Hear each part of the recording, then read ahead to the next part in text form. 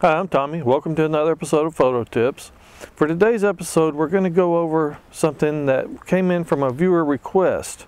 A viewer emailed, wanted to know how to use the dodge and burn features in Photoshop, or tools rather.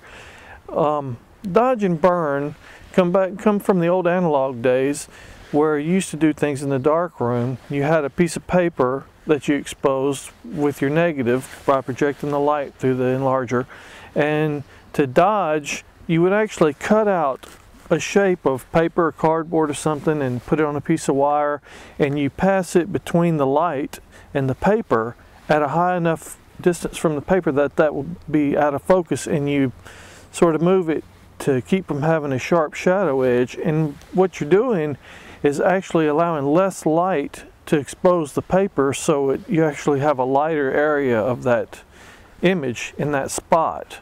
And you would cut them out in different shapes to fit whatever you were trying to dodge. Burn is just the opposite. You would cut out a piece of paper and allow a certain area of your image to be exposed more. Photoshop will allow us to do essentially the same thing, although it's a lot easier, and if you don't do it right the first time, you can undo and redo it. We're going to get essentially the same effect we had when in a couple episodes ago, we used two images that were created from one raw file. One was exposed properly for highlights, one was exposed for the darker areas, and we merged them together and erased the part that we didn't want of one image and made one good image out of the two. That was 2 episodes ago. Let's take a look at the exact same sample, and let's see what we can do using the dodge and burn techniques with this one. Okay, you should recognize this image from the previous episode where we created 2 exposures with from a raw file. One exposed for the sky or the highlights, and one exposed for the midtones or dark areas of the image.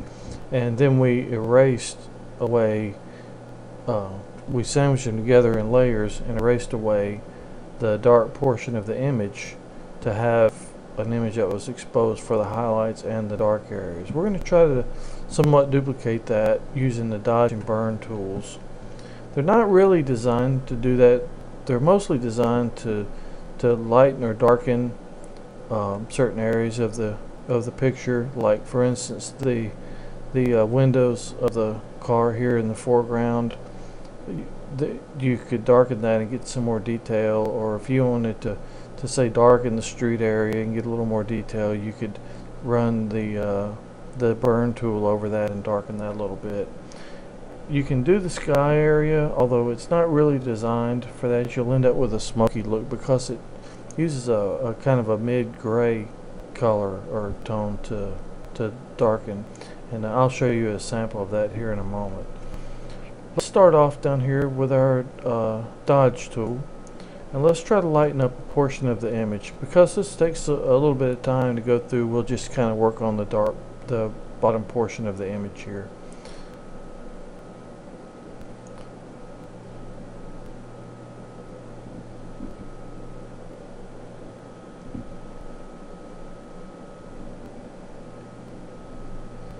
You can see it's starting to bring out some detail in the dark areas. Let's work under this awning area and see if we can pull out some more information there.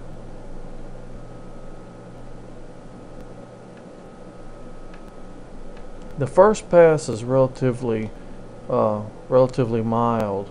If you let go of the mouse and then click it again, you'll get a lot more aggressive action the next time. We're using Photoshop Elements like we usually do. It's Adobe Photoshop product. It's very similar to the full-blown version of Photoshop. It has a lot of functionality, but is very inexpensive to purchase a copy. And you can see we've got some good detail there. So let's go back and use the burn tool, and let's darken the windshield, the side window of this car, a little bit to even that out. And you can see that evens that up some. We'll darken this little area of the street just for fun.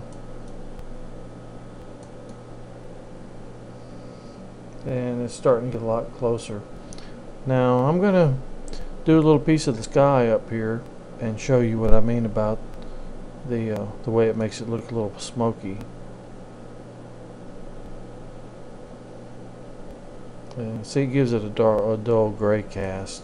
It's not really recommended to do that. While it's a lot of work, you could use these tools and go through and doctor this image and make it look pretty much like we did when we sandwiched the two files that were created from the one raw, and get similar effect. But like I said, it's mainly used, or mainly to me, it's mainly useful for lightening or darkening specific areas of the image to create a little bit more pleasing exposure, not for mass. Just a mass image overhaul, I don't think, for large areas.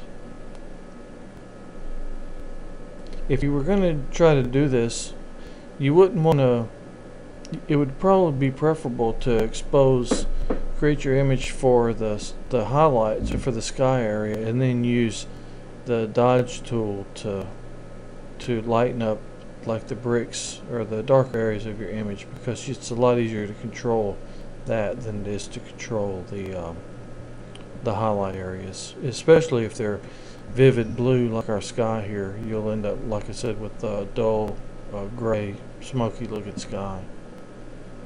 Okay, as you can see, you get pretty much the same results as you did using the other technique.